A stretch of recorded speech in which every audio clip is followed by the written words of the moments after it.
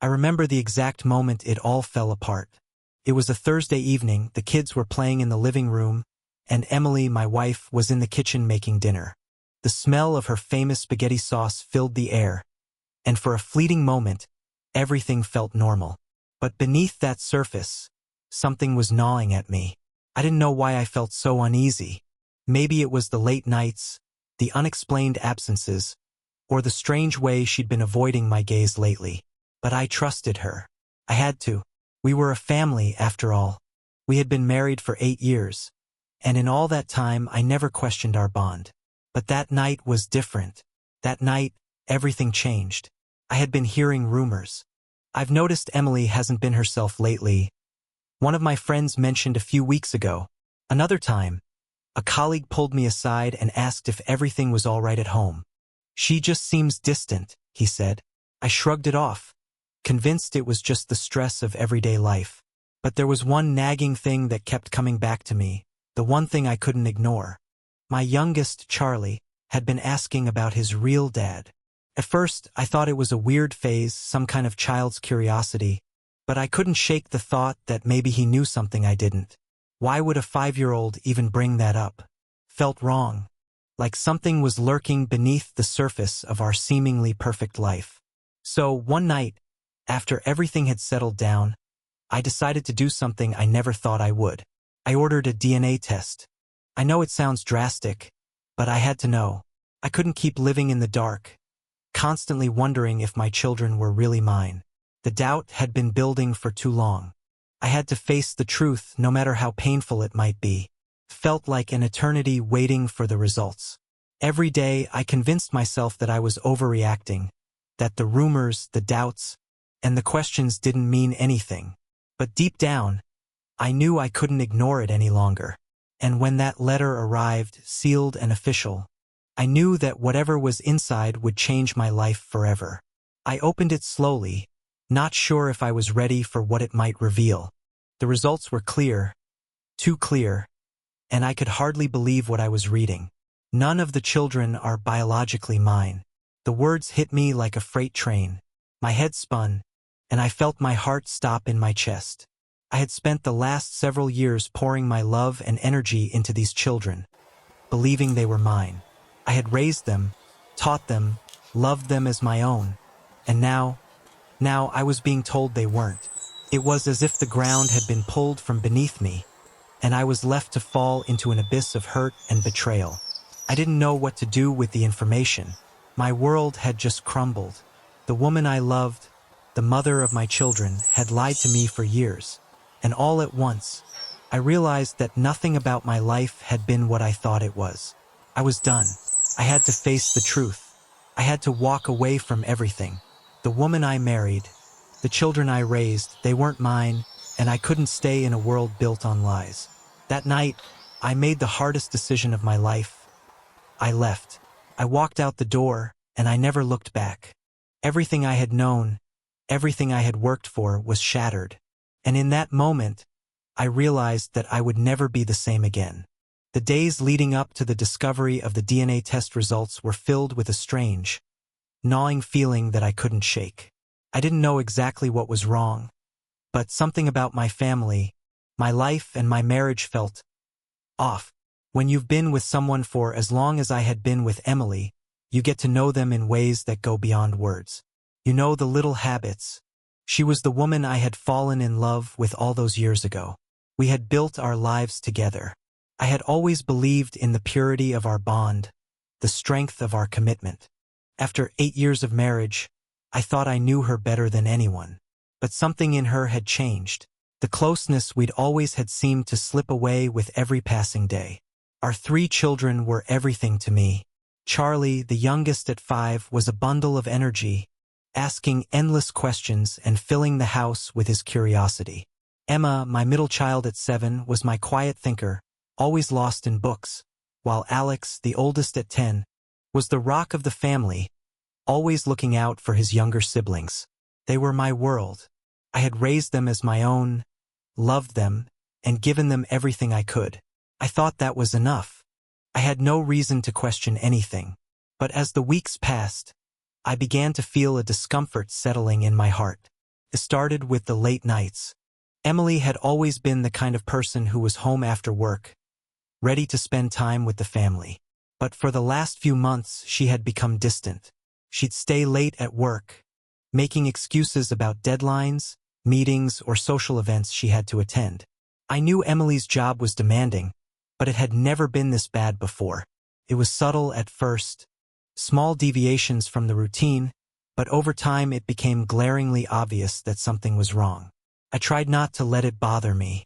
I didn't want to be the paranoid husband, questioning everything. But then came the unexplained absences. She'd leave the house in the evening and return hours later, sometimes late enough that I was already asleep. She'd act like nothing was amiss, claiming she was just out with friends or getting some errands done. I wanted to trust her, but the nagging suspicion kept creeping in. It wasn't like her. It wasn't like Emily to lie or hide things from me. And yet, it felt like she was doing exactly that. Then came the phone calls. They weren't even secretive, just little things that seemed odd. I noticed her conversations becoming more guarded, her voice lower, like she was trying to hide something from me. I didn't have the heart to confront her at first. I didn't want to believe it. I didn't want to question the very foundation of my family. But the more I observed, the more I couldn't ignore the signs. A friend of mine, Tim, who had been close to both Emily and me for years, casually mentioned one evening, "Hey man, is everything okay with Emily?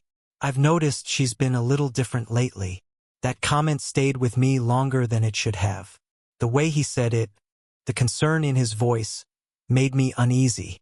Tim wasn't the type to stir up trouble or gossip. If he noticed something, it was probably for a good reason. I let it fester for a while, convinced that I was just overthinking things. After all, Emily was still my wife. We still laughed together, talked about our day, and shared our lives. But something was missing, something I couldn't put my finger on. A part of me wondered if I was just making a mountain out of a molehill. But deep inside, the doubt started to grow like a seed in my chest, one that I couldn't ignore. The final straw came one evening when Emily was out late again. It was a Wednesday night, and she had said she was meeting a friend for drinks after work. But as the hours ticked by, my mind began to spiral. I found myself pacing around the house, staring at the clock, wondering if this was it. If my worst fears were finally coming true. When she came home at 2 a.m., I couldn't keep it in any longer. I confronted her, asking where she had been, and she gave me the same vague answer she always did. Something about staying out too late, having a good time and not realizing the time. But this time I saw it in her eyes. There was a shift, a subtle but undeniable look of guilt. She wasn't being open with me, and I could feel it deep in my gut. This wasn't normal. Something was off, and I wasn't going to stand by while it slowly destroyed our family. In that moment, I knew I had to do something. I had to find out the truth. I wasn't going to let this linger any longer. I couldn't live with the doubt. The next day, I took action. I ordered a DNA test for all 3 kids. First, felt ridiculous. Why should I even? But the seed of doubt had been planted. And no matter how hard I tried to push it away, it kept coming back. What if Charlie wasn't really my son? What if Emma and Alex weren't really mine either? It sounded insane, but the more I thought about it, the more it seemed like the only way to find peace. I needed to know, for better or worse. The uncertainty was driving me mad. I didn't tell Emily about the DNA test. I couldn't bring myself to say it. Maybe I was scared of what I would find, or maybe I was afraid of what it would mean if I had to confront her again. But deep down, I knew I needed to face the truth, no matter how it would hurt. It took weeks for the results to arrive. Weeks of sleepless nights, wondering if I was about to destroy my entire life, or if I would be able to breathe again, knowing that I had confronted the truth. And finally, when the letter came in the mail, I felt a wave of dread wash over me. I opened it slowly, trying to prepare myself for the worst. But nothing could have prepared me for the words that greeted me. None of the children are biologically mine. The truth hit me like a sledgehammer. My entire world crumbled in an instant. The children I had raised, the ones I had poured my love into for years, weren't mine. They weren't mine. And that was the moment I realized everything was a lie. The confusion, the pain, the anger. It all flooded through me in a rush. I stood there, frozen, holding the results in my hands, trying to make sense of what I had just read. My wife had lied to me. She had been cheating on me, and the children I thought were mine weren't. Every moment, every hug, every "I love you" I had shared with them now felt empty. I had to confront her. Couldn't let this go. I couldn't live in this lie any longer. The moment I read those words in the DNA results, "None of the children are biologically mine," I felt the world around me go silent. My entire body went numb as the weight of the words crushed me. I stood frozen, holding the paper in my hands, unable to comprehend what I had just read. How could this be true? How could the kids I had raised, cared for, and loved for years not be mine? In the family we had built together. But now it was all a lie, a cruel, heart-wrenching lie. I couldn't even bring myself to process the enormity of what this meant. It wasn't just the kids, it was everything. The love I had for them, the sacrifices I had made for our family. All of it seemed meaningless in the face of this revelation. I wanted to scream, to lash out, to throw something, but I couldn't. I was paralyzed. The truth was suffocating. My thoughts were a blur, but there was one thing I knew for sure: I needed answers. I needed to confront Emily. I couldn't just sit in this void of confusion and let it eat me alive. I had to hear it from her. I had to hear her explain this, even if there was no explanation that could make this right. I waited until she came home later that evening. When she walked through the door, I could barely look at her. It was like everything had changed in an instant. The woman I had once loved, the mother of my children, was standing in front of me, and I didn't know who she was anymore. I couldn't even recognize her. She smiled at me like everything was fine, as though nothing had happened. But I couldn't smile back. I couldn't pretend anymore. As she started to talk about her day, I interrupted her.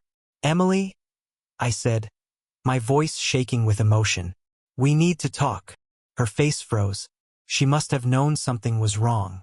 The smile faded, and a look of concern flashed in her eyes. But she said nothing, waiting for me to continue. I took a deep breath, struggling to keep my voice steady. "I know about the DNA test. I know none of the kids are mine." The words hung in the air like a heavy cloud, suffocating us both. Emily's face drained of color, and for a moment, she just stood there, unable to speak. I could see the panic rising in her eyes, and I could feel my heart beating faster, the anger and pain bubbling to the surface. "How long, Emily?" I demanded, the words coming out harsher than I intended. "How long have you been lying to me? How long have I been raising children that aren't mine?" She opened her mouth to speak, but no words came out. I didn't want to hear her excuses. I didn't want to hear her say it was a mistake, or that she never meant for any of this to happen. She had betrayed me in the worst way possible, and nothing she could say would undo that. "Answer me," I snapped. "How long? How long have you been seeing someone else? How long have you been lying to me?" Emily's eyes filled with tears, but instead of answering my questions, she broke down. "I never wanted this to happen. I didn't mean for it to go this far. It just..." She choked on her words. "I just got so lost. I didn't know what to do anymore." I shook my head, feeling like the world was crumbling around me. "Lost? You've been lying to me, cheating on me, and now you're telling me you were just lost?" The betrayal felt like a punch to the gut, and I could barely breathe through the pain. "I never wanted to hurt you," she said, her voice breaking. "I'm sorry, I truly am. I never meant for this to happen. But it did happen." She had made her choices, and now she had to face the consequences. "Sorry," I spat, the bitterness in my voice impossible to ignore. "Sorry isn't going to cut it, Emily. You've destroyed everything. You've destroyed me.